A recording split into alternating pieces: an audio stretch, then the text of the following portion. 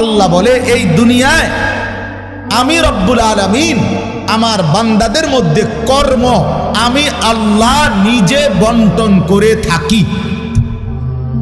এটা কোরআনের আয়াত।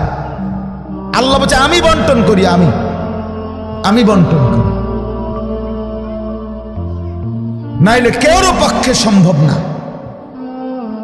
আল্লাহ এই প্রখর রৌদ্রের মধ্যে কেউ কাজ করে, প্রচন্ড আগুনের মধ্যে কেউ কাজ করে। সিমেন্ট ফ্যাক্টরিতে গিয়ে দেখেন, রড ফ্যাক্টরিতে গিয়ে দেখেন।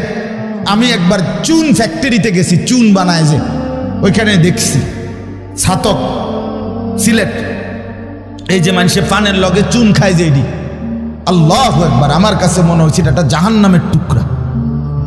আগুন কাকে বলে? এত তীব্র প্রখর আগুন।